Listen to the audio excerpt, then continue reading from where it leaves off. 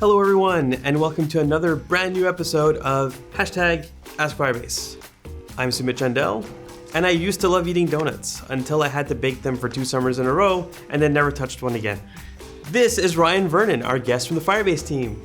Thanks for having me. It's good to see you again. Good to see you again too, Ryan. Thanks for coming. Fun fact about Ryan, he likes to perform live electronic music performances. Isn't that right? Yeah, I love the UI of a lot of instruments out there, and I also like to write stuff. And during Firebase Hack Week, I teamed up with one of the engineers, Julia Tufts, and we wrote a song together and then used Unity to create some visuals that go along with it. Maybe we could bring that up and show it to you. Nice. All right.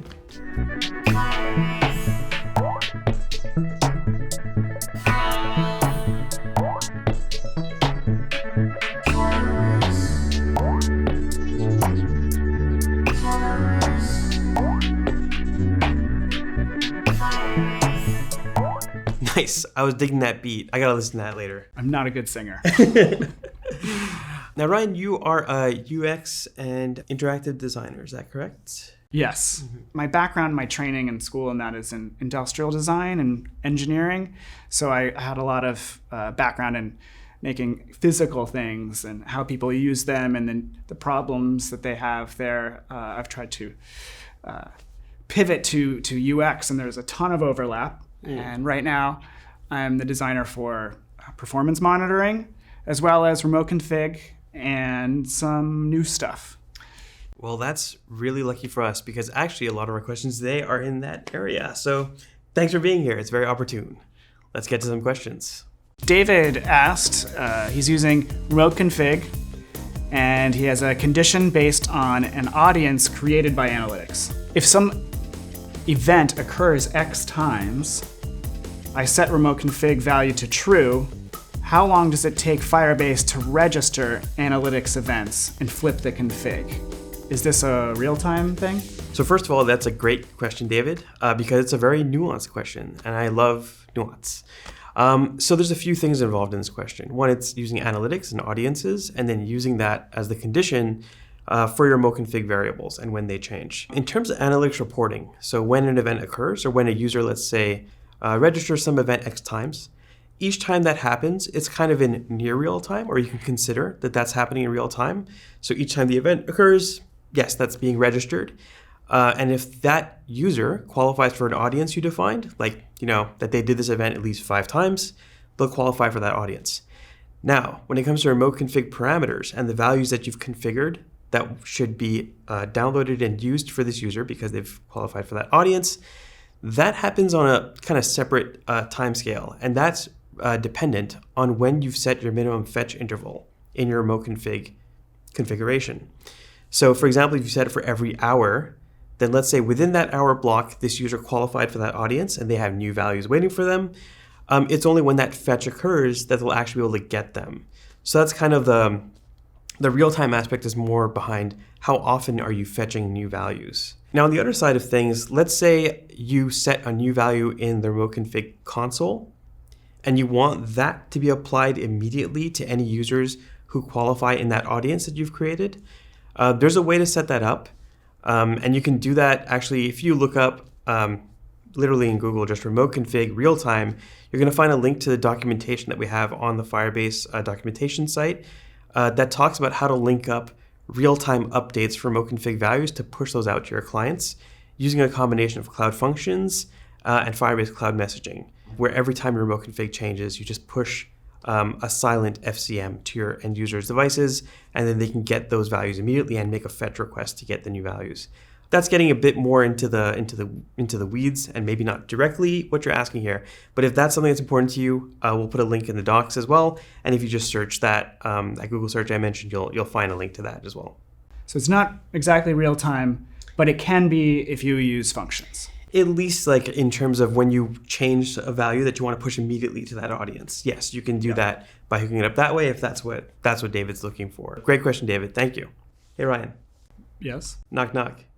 Who's there? Next. Next Next question. Second question. Cool. We have Dennis. Will your awesome game AppShip be available on Google Stadia? It would be really cool. Yes, it would. Thank you, Dennis. So for those of you who haven't played AppShip before, it's a game that we've had at Google I/O a few times, and a game that we have it publicly available on a repo as well, in case you want to try it out. AppShip is a game where, there's multiple users playing in real time, flying these ships, trying to get as many points and reach a goal, and answer questions along the way as fast as they can. And the team that does that the fastest wins. I don't know if there's any plans right now to have AppShip available for Google Stadia. I wish, because, that means I might finally be able to beat Todd if I can play AppShip on my phone and my laptop on my way to work, and have the same instance saved throughout the whole process. That'd be pretty cool. And have my records or my game state preserved. So it would be really cool. And if that's important to you as well, there's someone you can bug, and that's Abe Haskins. So he's actually looking after AppShip at the moment. So send him a ping if that's an important one for you. And thanks for the question, Dennis. Why'd the chicken cross the road? I don't know why. To get to the next question. Oh.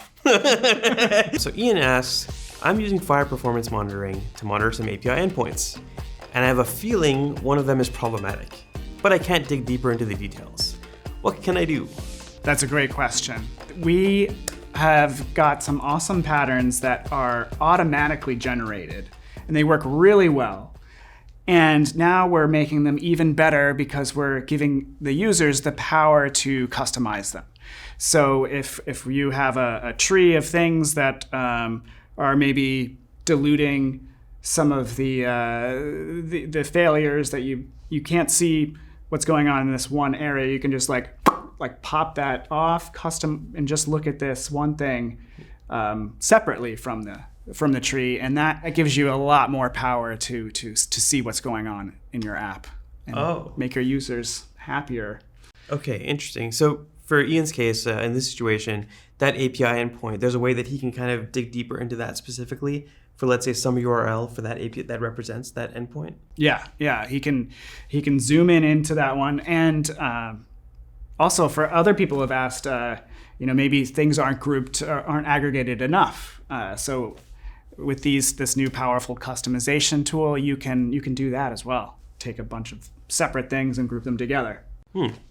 Yeah, it's really exciting because it affects issues, and it helps the UX of everyone out there. So okay. Well, I'm happy to work on it. Oh, nice. Yeah. Actually, I think I've seen that question from a lot of other Firebase developers as well, wanting to dig in deeper into specific URLs or endpoints in their app. So thanks for that question, Ian. I think that's going to help a lot of people. So, thank you. Roses are red. Violets are blue. We've got another question for you. Question from Brenda. Brenda asks, I'm building a game with Unity and Firebase.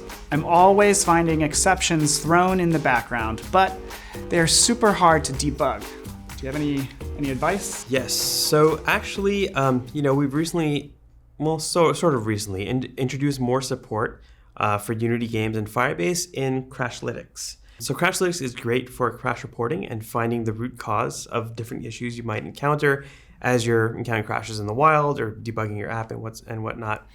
And in this case, there's actually a really good blog post that we wrote shortly after we introduced support for better support for Unity in Crashlytics.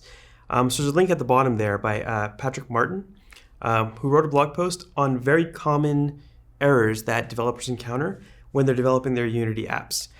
Better yet, how to actually debug them in Crashlytics and find the stack trace that you care about to figure out what are the root causes for some of these issues you're encountering. So Brenda, I would say, and any other developers out there experiencing issues or wanting to debug more the errors that they're seeing in their Unity apps or Unity games, there's that link at the bottom there for that post. So just check it out, and it should help you a long way.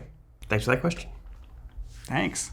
And that's all we have time for today. Thanks again to Ryan for joining us and helping us answer all these great questions. And thank you all again for submitting them. If you have questions that you want to ask us and have answered on the next episode of Ask Firebase, let us know. Post it in the YouTube comments, send us some more Stack Overflow questions on Twitter, and just remember to put that hashtag AskFirebase, and we might be able to get to it on the next episode. Thanks again, and make sure to like and subscribe, and we'll see you next time.